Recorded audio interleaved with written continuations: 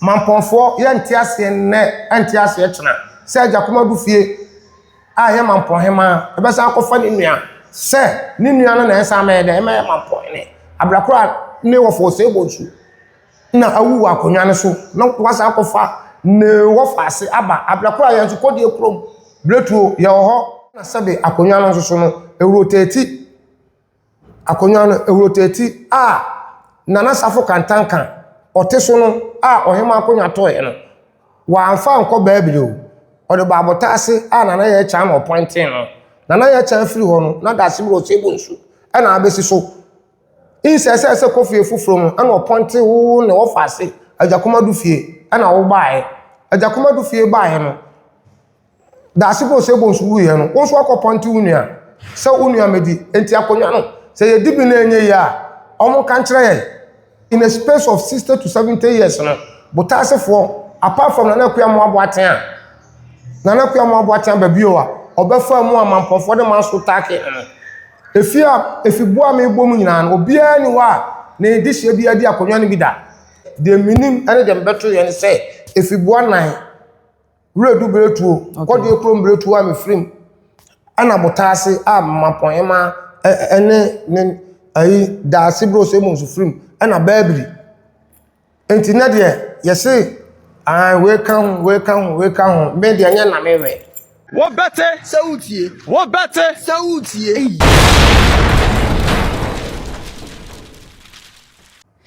Ebusiamye na wase Emra platform we so ende yaba bepiem ewo Asante Mampon ye nyina nim se enche na dasebro se bonsu ekọ akura eno achi no empanifo eye Nana Ajakoma difi otoso mienu wameye obrempon se ono na ebe so Nana tuom na ekoba asa na osi etimi eba na yenso ye ne empanifo ba ko mienu ebe didi nkomo na yehwe ahini no ho nsem history de ekoso ene ne a sebe ye mrante na esi ye hunti ene no mawramu ene Nana eba bedi nkomo na nanso de sebe onye nipa hunu bi asa oye royal member Nana mame mo akwaba ya aja Nana mpacho udi babia wo free ene ho asem kakransa na ye beto aso ya to aso me pacho ye frame kwaku ni mo me aprof din so de Bernard Owusu Sefa aka Trotsky or Nana One me ye kodi ekrom bretu royal family of Asante Mampon this year medase o kasa kura kire se wo ye obrempon pa you Nana efa ahinie sem ene ade ne odin ne babia wo kire wonchi kakra na kire se wo ye royal member mesre ahinie esie no wo ni se minim se wate ana wonte me pacho mate na wote so wodin se me gina ya me ameka say me de medwa ato aye dey ekoma Mampon hema me de medwa ato akoye no mente bibia mfi ni fa na se bonkom de mete ya ne se adano dwadai na me wokumase ena me starting a course se Ajakoma du fie eye Mampon hema appointed nominations no ye de ensakoye no wayi obi se ono ena oba be ye Mampon hene ablakora sebe ye nyina no me de mensakoye ma ante se bia time say na hema be yi ohene enti ye nyina no ye mra na se manya information bia dem te ye se na hema aye dey appoint obi enti e ma me hu dwiri me kakra okay because Mampon akonwa this is the second time mahu se yesi Mampon akonwa ye ono ne nana da sebro so ebonsu a okone krachi ono so wofa ye nana atakora mani ampon ye tu na de so no akonwa no beda ampan no enya procedure we na mehu se mpanifo fa so disi yen enti meti we no na metrimo aminya kakra na metrimo aminya okay enti Nana mebisa o eba se empanifo ebie nomination se obi afa ne dehye a wo se osefata na odi akonya yeye no onfa ne mra no obi de wokoye me pacho me de mensa eko Asante Achim Obogu mahene ho Asante Achim Obogu mahene ena de medwa atoa ebre Nana Mampon ma okay na wo de koye no ye hye wo bo ana say ye frɛ for interview bi ye schedule date bi ma say e bia nsa na de o de abade but ko ye be frɛ wo achi ye ka bibi sa kyerɛ me pa cho me dwa to ane ko no me personal de ma anye dey man ko hobby okay because this year na o do dwa to ko ne de according to amamre ne amane no ni kwa sa wo ye dey o ko hobby enti me de man ko me gina me tra me ka mu atwen wo but omo ko baaye no say ye nyina enim ase asante amamre no o ko present on san anye dana na be ma wo mu se e bia ona obeye ohene na na say enti eno de ya anheda but dem te ya ne say Monday na Wednesday ya Monday no na mampo hema ayi this year among us say ono na eme dey omra me mampo ekruma ni nyina no anije anye dey ma because mampo ekru kase na me ba so mampo kro dua no moni anye Dabi. Say otutu mamponfo ano sebe ahemfo nketenkete kura na da sebro so ebonsu wo ho a yesi wo mo no ya do mu si ya ponte se ohini we na ebe ye butoku hina na se ebia butoku hina na adudwa hina na kro nketekete na adwira ye ne kura na edom o mo botwiri ebe di dom na chi no na chi won se ekroma hu se ensesan bi ye den ba kuro no ba we no na me ni ha de ba me tietie ma de hia no o mampo ano na che say omo anye happy about what is going on na se mbitie o kasa mu a che say esi ahene ne atu ahene fo no enema bi wo ho a ankwasa de sese kwa na de wom ni say da se bro wu ye no chena ene de a ye ko for enkonwa asem we o menhia okay but fi said asibro we no menhia omo ko omo ba omo ko be date de be na ye nyina me man ko bi okay but echina de 100% me ko bi okay na ansa kwa le be ruam wo menhia nkomo no ba se ye si ohene wo Asante Mampo a sebe ma me hu ehefo ene timi eboa ema ye gitum se we safata aye ohema ene ohema na ponte ohene but ohema ponte a yewo key makers okay key makers no omo ye 7 Mampo key makers omo ye nson but due to circumstances no complain bi ekọ opem so eye otumfo ema otumfo yi dwase hene ani konti hene etena nchen se charge bi aba ba sebe ono enye ono ba be ka Mampo asem enti yenhwe na yensi next Mampo hene no ti next Mampo hene ba na wa ye den na wa duaduamu na wa ode ye ayede atuye enti in this case omo ko ka 5 okay 5 no omo ko ka no so 5 no omo ko ka no so no baako eye afijase hene ne hu dodo no bi kura bo na wuto se wa wu enti ono no free mu a akoka 4 na o maka no ankobia chidom ankobia chidom ana we adonte hene chese ye adwura hene ana we akwam hene ena me na ukasa kura na Wednesday akwam hene no efiada eye chinechi ana akwam hene ebe fira brochire si form enti na chese key makers no kura no omo nyina ni ho se ye betini appoint se we na Mampo hena na se we na Mampo enti ho kakra bi no so no menso no ma dwunu bi menya se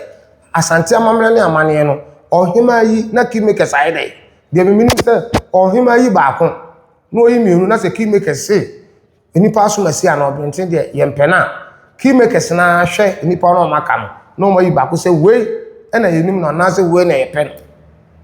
enti se key makers amamne de na chese ahensie na na Jakuma du fie si ye no na nanom bo ane dai anyo so pia na enti pe nkomo bo mu no na chese enipa 2 na free bam e ma na be ka 5 no 5 no kura no mo nsa nso there be 5 chidom hini ni ho chidom hini ni ho akwam hini ni ho and she domini no akwamene no and according to sources no ana say the main panifo a ono mo ka kire me no ohine we nso kro no oba no ono mo ya we say omo enipa form omo nyani wa ono nko antimede e ma me gina on onu kwa me back o ma e mo ntimi so yin tutu ne card ye dey e ko that's ankobia yin ankobia yin tutu ne card e ko wow abusua mene nana eguso a yedi enkomo ahodo na ne nyina efa Asante Mampong dasebre osibunsu nakumia ho nkomo na nana ejakuma difie eyi sebi obempon edemaye a eje say no Obama mpode ensem bebri e na ekoso a na nanso amne ne di nkomo yi onso present ne nsa edeko ibet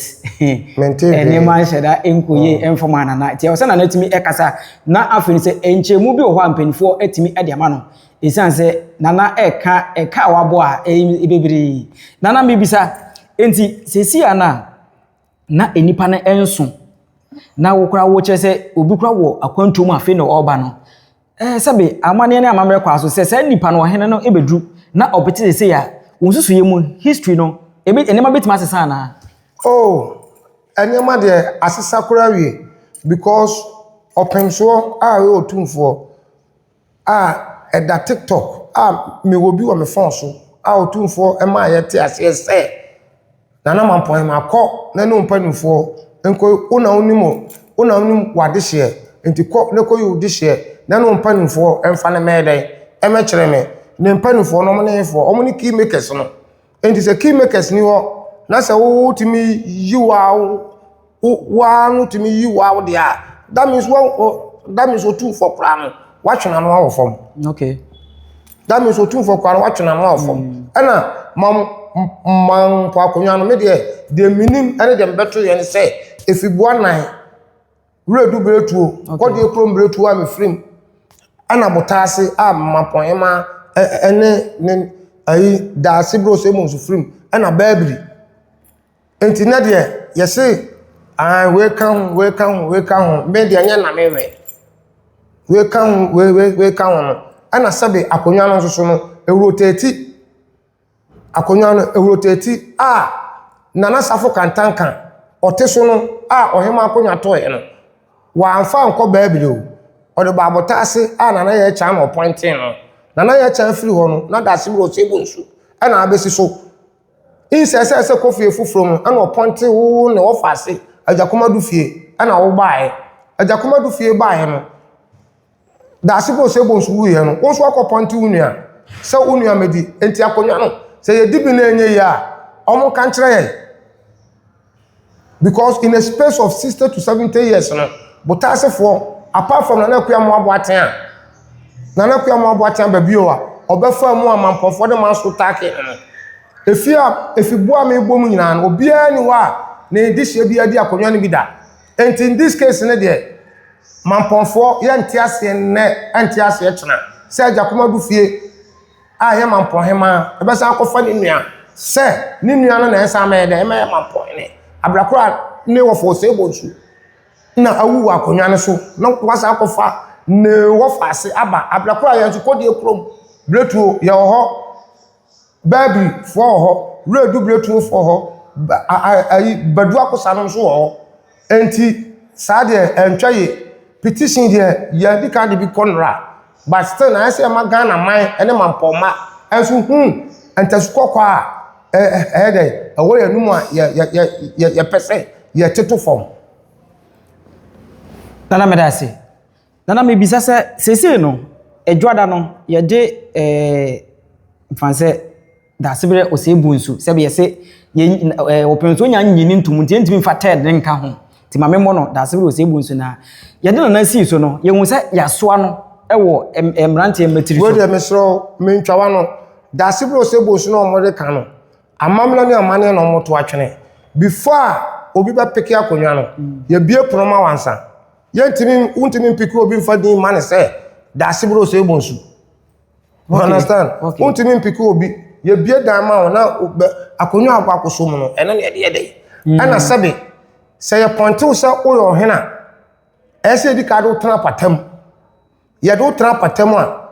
ahemfo nyinaa ho a ɔmo no ɔmo te ho ne ye de wa tena patam ne ye introduce wa tese nipa asomasi ansa ne ye de wa tukurom anya sɛ ukɔfo no akɔhye hall na wa yina pie na de ayi agugu no so na wa pagya ne saso na e mampon ne mampon no ye te ananya concert place bi ya na ye te a o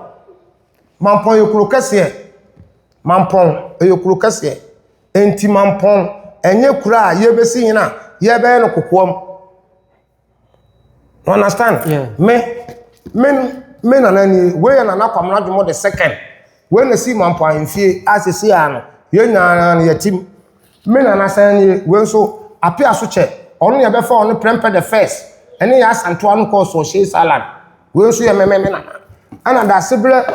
o sebo so na no enso so no menin na gina ha no menin na gina anti amamna ne amane ye nto ntwene ne ento ntwene kyena nana medase abusua wo hwese de emfonyini ne ade a na ne eyi kyerɛ me a medical ka jo se royal member kasanti nana kwamra dwemo mampofo do mo nim no mampo anfo mo ba nyina no de oso wabɔ bra chen we no omra mayi na no de ose ɔbɔ bra chen kodi ekrom bletuo aye nana kwamra dwemo the second no omra nana wahini ni wahini hwane si mampo ahemfie no we nana kwamra dwemo the second we no time de sena ni bi mai we apia so che ene ya santo anum time de Gold Coast bajimi ble no but we de recent ya we free so no nana bunwa a no free road bletu o free so no na we ye de o free so na safo kantanka onu free babri na ono bae safo kantanka free so no na nana kwamna dwumo we e bae nana kwamna dwumo free so no na atakra mani ampon a o free botase de e bae atakoma ni ampon free ho no ena na naku am aboaten ababio aye na nakate e ba ya ATS manson ena ba accident osegbonsu the second na osegbonsu the second e ba ya na osegbonsu the second awua na wasakofa ne wo fase aba no way akonya na se ko run anko run kura na me no me ni special attack say be a botase for be but amamna ni amane mu no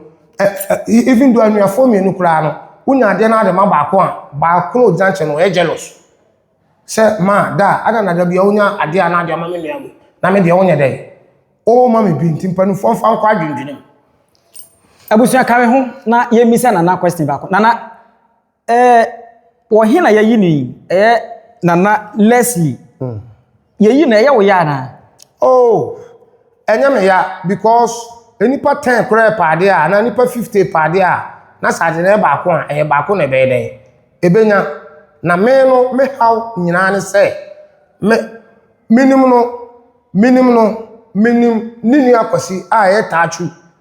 tachu de anu minim tachu from long time a minim ohema so but me ni problem dia against them but enkonyasam de I was say yadi ye ayede atu ye because what di bia I want so be so be dey eso be so be di nana hiti papa nana hiti ebusia yeguso etwen komo nana yeguso usua de sebe o kasa yemu ne se de wo kire history no kire se ba mampon sebe tetensem na wonimu ye pa of course me even though mampon hema baby what is oti so ni kuma se fie oti no aye me nana no asase aye me nua kwa me apia the second nyankopon fa ne kransie ye ono ne twa sa asase 10 plot e ma da se bro so ebonsu o twa 10 enso so ma jakomadu fie jakomadu fie aton bi e na ode de aka ese ya otim endi sa wotem asase so na sa wo wadi bi na sa na mpasa mo kire ye sa na mo pesa mo kire ye ya ma baabi atena na afei de eche mun ba betwa yesu sigma nana yesi hina amane ne amamre kwa so no ohima ne esi hene ne mo mu pese me hu se beaye na yesi ne wa hemfie anase yesi ne wo ohima mfie eno so ye another thing a antwa ye se odika frɛ key makers so momra ni fie na key makers refuse to say no omo ma ho ne e ma ho chena yesi hina yesi ni wa enfie yensi ni wo hema fie wow nana enya allegation wonim de oka oh na o si hine chidom hene ote adwura ya ankobia hene ni fie wo community center yetimu aya ote just around the corner okay akwamene na wa brochire ana adwuranye de obi anim se ne nkomodie ni ade kro obekan na key makers adwuranye kro apeso o say key makers kra key makers kra value adwuranye me I have the audio say there ohima be point no bibia instant wa no e wo so ba na obeka na say ni say any port Germany no hwan ni onu bibia obeka any port on Germany a manponfo so mu obi anim no hwan na be hu ni bibia aka na say ya no ya tie krom a ya tie krom de che say ya Germany etia na nanti o ka no on record say biaya yekosi hine nkra na nye David asante amamele ne amane ekron ketenkete kra no yesi hine wa hemfie ekron ketenkete mampon ye ka so man hina me chini asante mamu nyina ba bia no obi ndwa ato akono asante achen bogu na mkonyo man ne e ma ne de me nsan ye de e ba omu nyina obi anim se mampo akonya keto e wo se ya tutu na se wakɔhye dem na wa yi wunu ba be gina wo se ono na ye mampon next of kin no nana enti sese a yaswa nana Leslie ekɔ opemso ho a se yeso a no se de ni tu kromo ne nyina betima ayekwa na oh of course betima ayekwa anya se betima ayekwa be yekwa because opemso na no ono ana num ton se ohema ede ne mpanimfo nko no mko yi omode hye nya dai emra eni so ohema nko akoyi ne de hye aba eye da no opemso otimi gitum ana anya sa ana sabe so opemso okura nka asante amamre ne amane nsa na ese ye dai sa na ese ye no nana mehu se bra dwumadie no ebeba ene dwumadie na chi no aposifo ewo krom bebre eno no ewo bibi efa ahenye sem no nti na ma aposifo begu ana se saa na mampo yesi hina ye ma aposifo begu krom we de me pa chaw anya saa na mampo ahensie te anya we a me hu bi da se ye besi no mampo ni akofa aposifo ni soldiers abede abegu krom for what yete mampo ana ye hina wu ana ye si ye hene enti se adwen se channel na ye nam so no e right channel what police got to do with this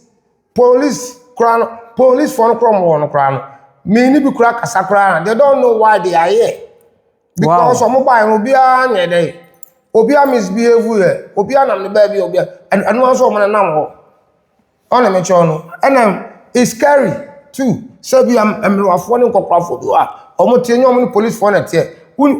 unya asama na police but obetwa na police obeyese na police and also intimidate to the public enti sanye mani nyina no entwa ye so a crow like Asante Mampong ye di police na ba bisi hene nana asempa yeguso na edin komo enti sesei royal families ahodo no aside se mode petition ekono die na mo hwe ni mu se